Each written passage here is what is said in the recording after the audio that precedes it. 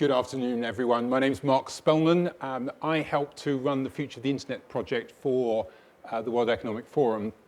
Thanks very much indeed for coming to this 30-minute session. And I'm delighted we've got Matthew Prince with us. He is a co-chair of the conference here this week and chief executive of CloudFlare. And what we'd like to do in the half an hour is just have a little bit of an exchange about the direction of the web, where it's actually sort of going, and then engage you in a little bit of a dialogue and see if within 30 minutes we can crack some of the sort of key principles of where the web's going. But Matthew, just to sort of kick us off, why don't you give us 1 minute on what is CloudFlare? Sure. So CloudFlare's mission is to help build a better internet.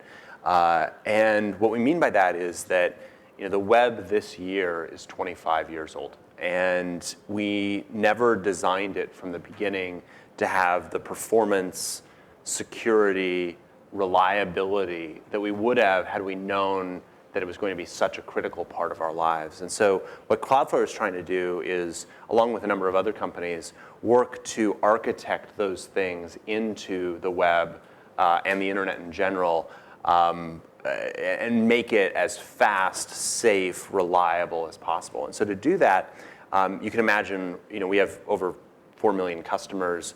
One customer that a lot of people in the audience might be familiar with is Taylor Swift, the singer. And so, also the Hong Kong government and the US government and a number of other things. But let's talk about Taylor Swift for a second. Let's say you want to see when Taylor Swift is going to be touring in China. If you were to pull up the Taylor Swift app on your phone, or you were to type in taylorswift.com or whatever her website is on your browser, traffic would go from your browser to our nearest data center. And we actually have one that we've built in conjunction with our partner Baidu here in Tianjin. I was going to ask you, just tell everybody, how many data centers around the planet have you got? We have nearly 100 now. So we have 27 just across mainland China in cooperation with Baidu. And by the end of this year, we'll have 60 just in mainland China. And 60 data centers in mainland China? 60 in mainland China. And we're turning up, on average, one a week.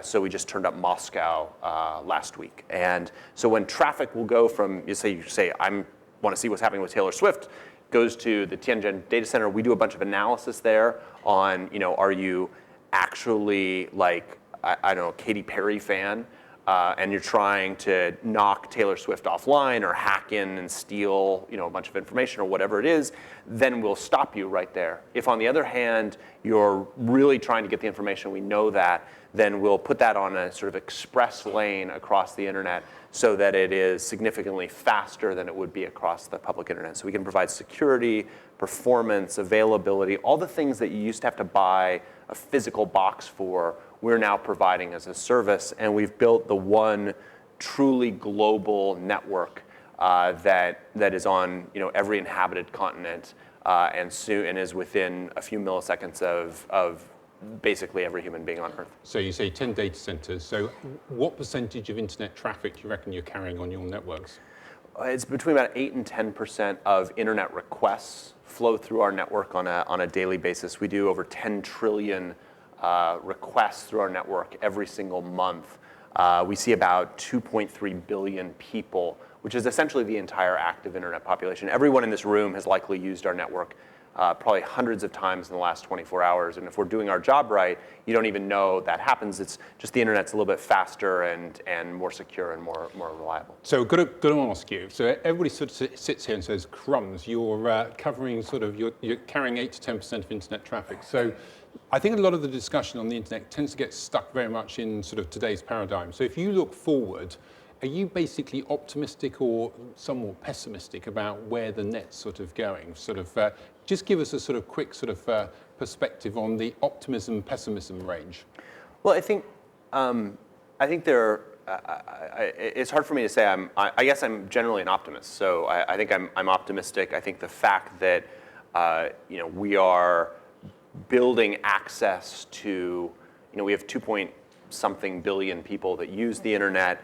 There are over 7 billion people in the world. So there's a lot of opportunity for other people to come online. What China is doing with the Internet Plus initiative, I think, is a really positive effort. You think about today, China's population composes 25% of all active internet users. If you get another 700 million people online, and the rest of the world doesn't grow, you're nearly half of the internet. So this is an extremely exciting place. I think that I'm really optimistic about the ability for the internet to deliver, to take innovation and entrepreneurship wherever it's happening in the world and move it around. I was just at an event where I met the CEO of a company called Musical.ly, which is I believe they're a China-based, I think they're a Beijing-based company that allows anyone in the world to essentially make a music video of their favorite singer, including probably Taylor Swift. And it's a Chinese company, and it's the #1 trending app in the United States and Europe. Right. And that you can have an entrepreneur in China reach this global audience, I think that's just an amazing thing where what the internet gives at its best is the ability for genius anywhere in the world to spread everywhere in the world. So if I was going to summarize the future of the internet in 2 words, I would probably come up with speed and scale. Yeah. So as we look forward, sort of think about this whole question of, if you like, the speed at which we're able to sort of move things around the patch. And obviously with things like industrial internet, that's going to be huge. But what also about the issues of scale? Because scale can be both a huge advantage. We've seen that because essentially you can reach vast parts of the world very quickly, but it also has monopolistic risks as well. Yeah. So if the world of the net is all about speed and scale, how do you think about those 2 words? Well, first of all, there's an inherent tension between those 2 words, because usually speed has some aspect of distance to it. And so some of what we provide is we move content essentially closer. So we take Taylor Swift content, we move it to Tianjin, so it's faster. The speed of light is only so fast. Networks are only so reliable, so that happens. Then to make that scale, though, that actually becomes much harder to do as a massively distributed problem. You think of a large, sophisticated organization like Google. Google has 12 data centers in the world. And they have a really hard time keeping data in sync between those things because operating at that scale is really difficult. So let me break down those 2 words. So starting with speed is absolutely critical. And if you need to, if you have to wait or if something is slow, that just makes the experience on the internet significantly worse regardless of what it is you're trying to do. And so to create some of the next generation applications, we have to overcome that speed. And that means actually going in and reinventing some of the protocols that the internet was originally built on. And that's something that we spend a lot of time with, is thinking through things like the original way that encryption was set up on the internet worked, but it's incredibly slow. And so we've been pushing forward what's called TLS 1.3, which takes the traditional SSL handshake, which is this multi-step process, and reduces it down to this really simple process. And that's all about not sacrificing security, but making sure you can make things faster. And what boggles my mind is so we just turned up a new data center in Moscow. Immediately it went up to our 10th busiest data center in the world. And you turn up a data center in Moscow, and then traffic from places that used to serve Moscow would drop. But what's incredible is that you typically, because you make the internet faster, the amount that the rest of the world drops is not anywhere close to the amount that Moscow rises. Right. And the reason why is, you can think about this, if you have 10 minutes to surf the internet between meetings, and the internet's very slow, then you're going to visit like 4 pages. Yeah. If, on the other hand, the internet is extremely fast, you might visit 40 pages in that same 10 minutes. And so as you make it faster, people are actually able to consume it and use it. And that's a really practical advantage that gives. The challenge is there just aren't that many companies that have the infrastructure in place in order to really give that performance boost. So give us some sort of sense of, if you like, what does this actually mean? If we talk about sort of 5G, if we talk about industrial internet, we talk about the volumes of data doubling every sort of 2 years. If you just sort of said 80 billion garments produced every year, okay, and everyone now got tagged. So we knew exactly where they were in the global supply chain. We're into a completely different world to the one that we're in sort of today. What does that mean in terms of sort of, if you like, the speed, the infrastructure, and what's actually happening on the web? And I think that's where, I start to, a little bit of pessimism comes out. And so what I worry about is that the scale that you need to have to be able to operate at that and be able to address that many dresses, right, is so enormous that there are actually very few companies on Earth that can do that. In China, you have Baidu, Alibaba, Tencent. Around the rest of the world, you have Facebook, Google, Amazon, maybe Apple.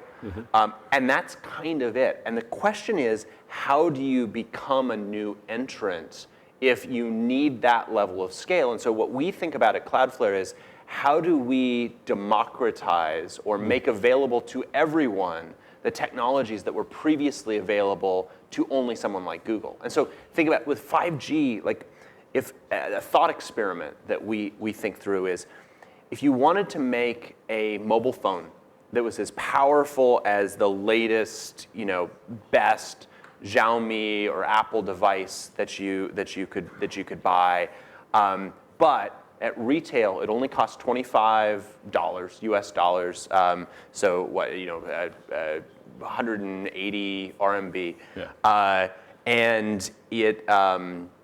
and it had 5 days of battery life.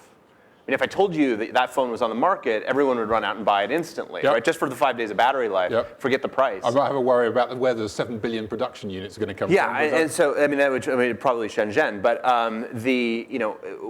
that's a huge opportunity. So how do you do that? Like, if that was your goal, well, one way would be you could say, well, we've got to get Qualcomm and chip manufacturers to make the chips more efficient. We've got to make the radios more efficient. We've got to make screens more efficient. We've got to make batteries more efficient. But all of those things grow in sort of a linear step. And it turns out that the CPU cycles on your phone and the power, the watts, the amps that are on your phone are very expensive compared with if you could have a network where you could actually process that out at the edge of your network itself.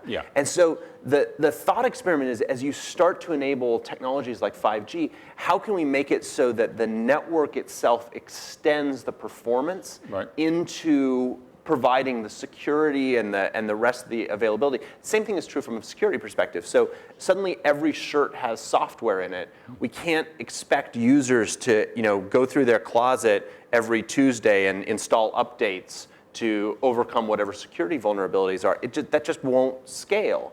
And so you have to all of a sudden shift the security paradigm to the network itself and build smart networks that are able to deliver that. And so what we think we're doing at CloudFlare is we're one of those companies that's saying, how do we actually build a network that has that performance, that security, that availability, all that stuff built into it? And then how do we empower other entrepreneurs to say, yeah, if you can use our network, run your software out of the edge of it, and build a phone that will last 5 days and only cost $25. I mean, that I think is going to unlock a huge amount of innovation, but you need the networks to exist first. Yeah, and one other sort of question dimension, and then we'll sort of go to the audience here, is I don't think you quite sort of got to the bottom of the scale issue, because we sort of talked about some of the big players here in Asia, some of the big players in the US.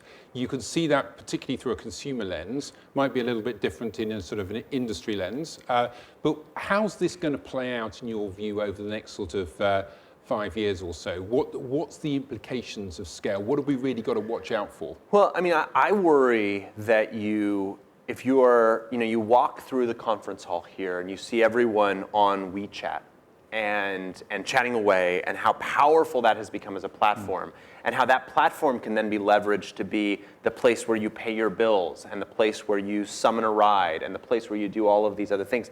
And if those platforms are allowed to just continually leverage themselves over and over again, then I think, again, the pessimistic case is that really makes it harder for new entrants and new innovators to come in. And that's the question for regulators and people and economists that are studying markets is, what is the right place to control that? I think the optimistic story is, over time, there are very few companies that have been able to sustain truly vertically integrated, even they have really powerful monopolies on one hand, truly vertically integrated space, and the best product typically does win. But that's true in the long term. I think in the short term, the power of these platforms and the power of scale does create a risk to new entrepreneurs. And what worries me is that I would much rather a bunch of great Chinese entrepreneurs be out there building Musical.ly that spreads through the entire globe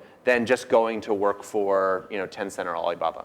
Right, no, that's very good. So let's throw it open. We've tried to sort of think a little bit about speed and scale as two of the dimensions of thinking about the future of the internet. You can obviously talk about the future of the web and where it's going at the infrastructure level, protocols, how are we going to use the web. We've got about trying to balance it, so we've got about 15 minutes. Could you just if you've got a question or a comment, could you please try and keep it short so we can get as many people involved as possible? Put your hands up. It's not that easy to see from the front here. Just briefly say who you are and ask us a question, and we'll take a few, and then we'll get Matthew to comment on it. So starting at the back there. Hi there. Hi. Wait. Hello. Yeah, Hello. go for it. Hi. Hi. So I'm Jesse Appel. I do Chinese comedy, so I do stand-up in Chinese and also xiangsheng for all the Chinese people here that know what xiangsheng is. But my question was, because every country is going to have different regulations for the internet going forward, what does that mean on your end as somebody trying to create a better web? Are the regulations sort of a surface thing that is not actually a big deal for you day to day, or will it massively complicate what you're trying to do to have 200 sovereign nations, each with a different idea of what's legal to do on the internet and not? Yep, that's a good question. So regulation 1, let's see who else has got another question? Yep, at the front here. And if no one asks questions, then I get to interview Mark about Brexit. So that's the deal. I'm Cai Jin, coming from Peking University. My question is, besides skill and speed, there are another issue called trust. Yes. Trust more close to the human brain and culture. So how can we address this kind of issue? Thank you. That's very good. So let's take the regulation one. So those are actually two related questions. So it's a really good question. So you're running 100 data centers in 100 different countries.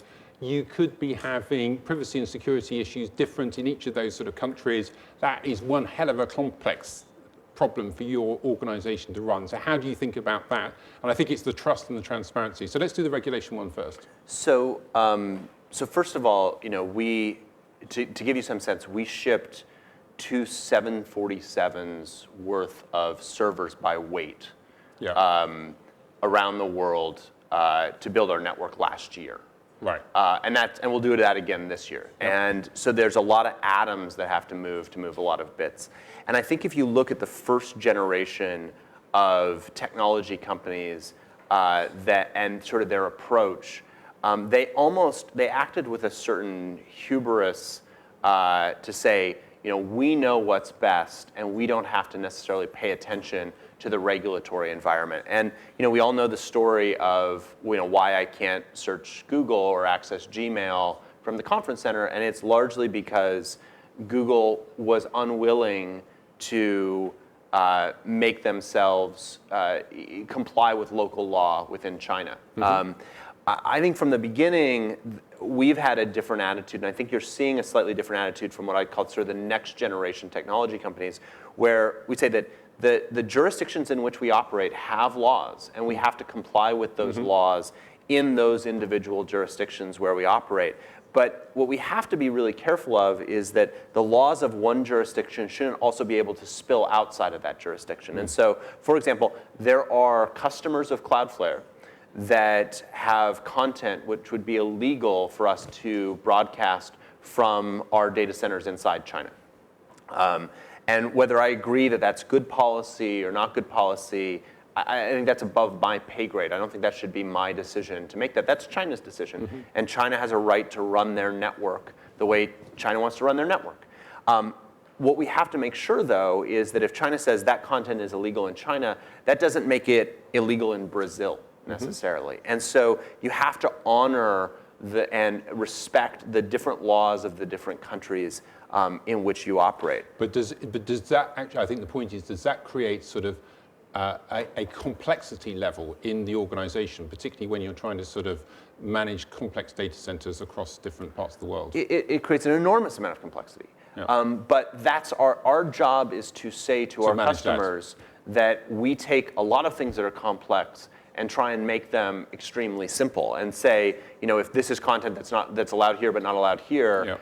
And again, it's not just China. In the UK, there are regulations in terms of content that's allowed. In the Middle East, we see a lot of that. In India, we see a lot of that. In Russia, we see that. And so part of what we're doing is we're abstracting that complexity away from our customers. And can you use a lot of technology to help you with managing that sort of complexity? Because it seems to me that one of the sort of the tricks of the technology game is to be able to actually use the technology to help you recognize the fact you're going to be dealing with different rules in different countries. We can, although again, it's you first experience these things because a problem arises, and you don't necessarily know what that problem is. And again, when you face that one of those challenges, you have a question of, do we just ignore the regulation, or do we figure out a way to solve for that regulation, again, without compromising what we think of as core principles. And so that's one of those other hidden benefits of scale, is that because we see so many of these things, we end up learning from all of those, and that helps us not just from a performance perspective where we know how to pick the fastest routes, not just from a security perspective where we see virtually every attack you've ever seen, but also even from a regulatory perspective where all of a sudden we'll be kind of out at the edge of sort of a regulatory paradigm, and a regulator will come to us and say, that's a problem, we need to find a way to fix it. So what I really like about that approach is that a lot of the things we talk about around the digital agenda is customization and basically a distributed model, which is what you're trying to do is improve the customer experience. And you're saying almost that you're trying to do that also recognizing the regulatory paradigms as well, that you're trying to recognize what's going on locally, whilst you're at the same time managing a fairly large-scale international sort of operation. That's right, and then and tying into the question about trust, which I think the thing that was, we started as a San Francisco-based company, and you are the product of your experiences, and you learn from what it is that is your perception. And so I remember at some point we were opening a data center somewhere, and we said, oh, we don't trust. From kind of our biases of being from San Francisco, we don't trust that is a government that is going to necessarily respect that the data which is stored on the servers, whether it's private customer data, is that they're not going to just come in and seize that in some way. And so we should find a way not to store it there. What was interesting was, though, as we've become more of a global company, what we've realized is trust is really relative. And so where you are as a consumer dictates the trust that you have. So for example, our relationship with Baidu, where Baidu's su.baidu.com or yuanjiasu service is CloudFlare. It's the same thing, it's modeled for China. That, if you sign up for that service, you get the advantages of our network all around the world, but your customer data never gets shared with us. And for Chinese customers, they say, well, that's great because I have a different experience and a different set of paradigms, and I maybe trust the Chinese government, but I don't trust the US government. And so I think part of what we've had to do with technology is find a way to honor and respect the trust of each of our customers in such a way to say that we will respect whatever paradigm you come from. And if you're Russian, you want all your data to be stored in Russia, and you don't want it to be stored anywhere else, we are finding ways to do that, and where you can say, I trust here, and keep data there, but not put it in other places. But do you think consumers actually understand that? Because that's quite a technical sort of answer to the question. And I guess that, are we winning the trust battle, I guess, would be the sort of the bottom line behind all of this. So, I mean, one advantage we have is, we don't have 2 billion customers. We have 4 million. Yeah. And those 4 million are relatively sophisticated web administration. And some of them just say, turn it on, set the defaults, I'll rely on that. It's okay. But again, I think the powerful thing is that if we can give people those tools so that if they do care about it, that they can look at our system and say, they've thought this through. They've been very transparent about how they're going to handle this. That really is fundamentally what builds trust over time. You want to be consistent and transparent, and then that's the way, regardless of where you are in the world, that trust. I think consistency and track record is really important. Right, let's just see. We've got time for sort of one more quick round of questions. Yep, there's one here. Anyone else want to come in? Yeah. So wait for the mic. Thank you.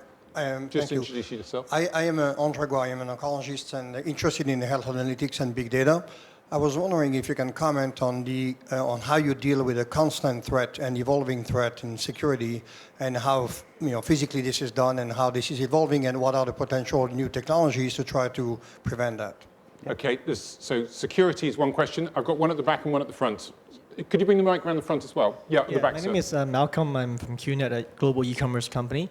Actually, we're one of your customers.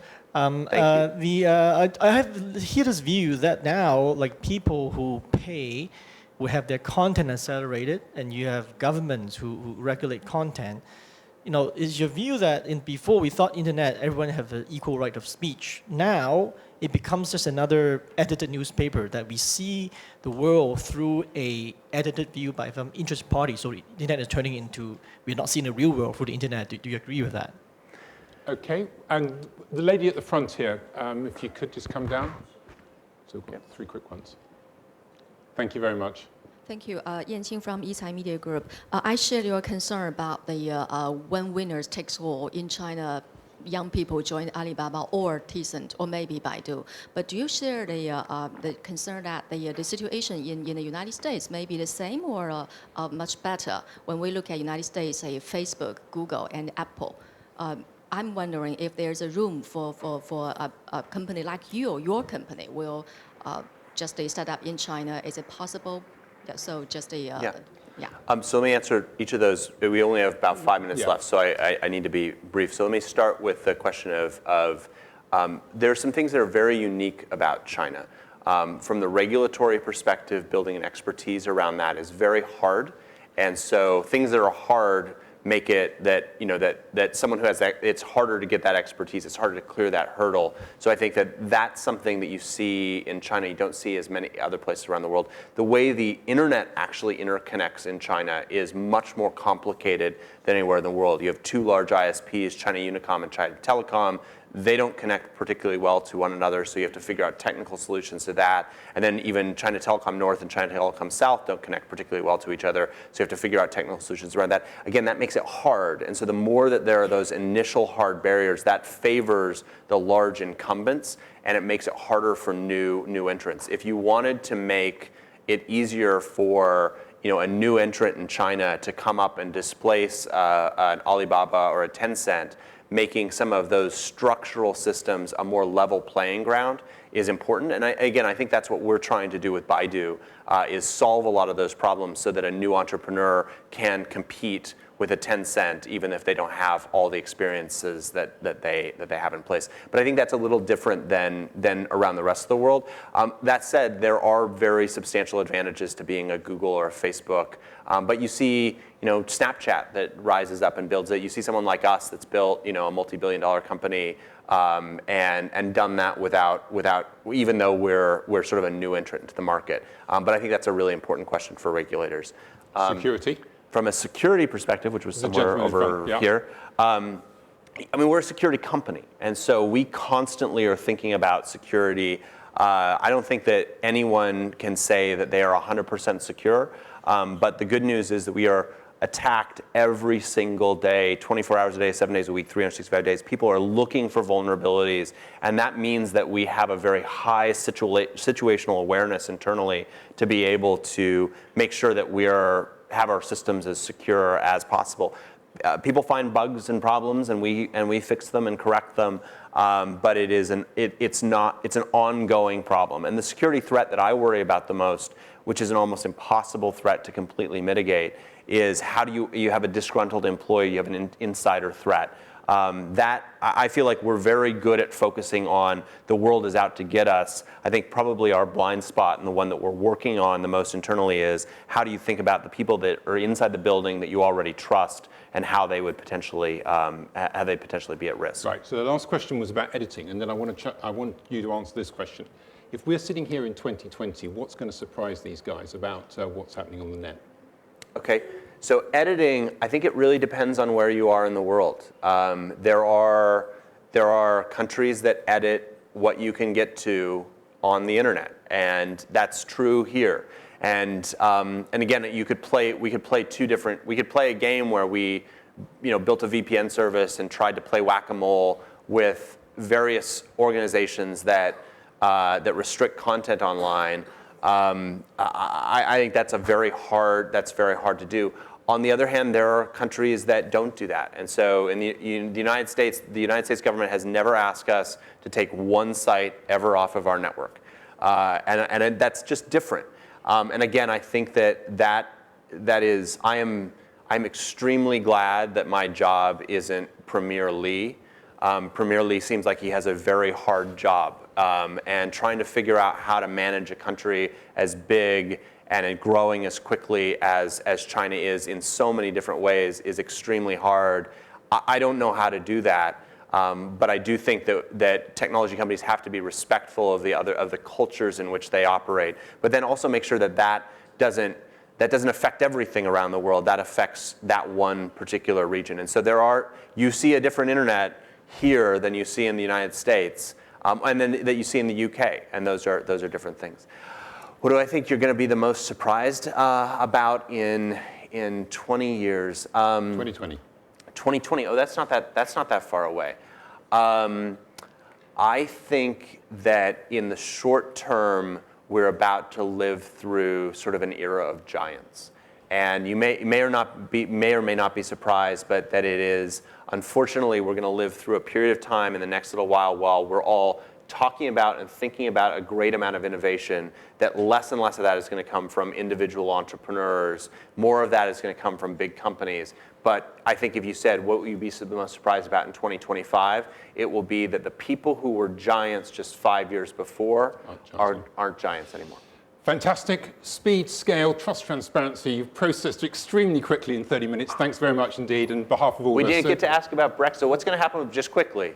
So Mark, if you don't know, Mark's wife is a conservative MP in the UK who is on the side of stay, which means, in other words, she's going to have the worst next 2 years that you can possibly imagine. And so 1 minute on the takeaways. So from the two key words on Brexit are it's either going to be some form of reconciliation or it's more fragmentation. So if you want to watch what goes on, if we get reconciliation between the different sort of divisions within the UK, between the political parties, that will be good news. We'll move forward. But if we don't get that, you'll see more fragmentation, and I wouldn't be too optimistic that the UK will stay together. That's the 1 minute version. Thanks very much indeed for listening to us.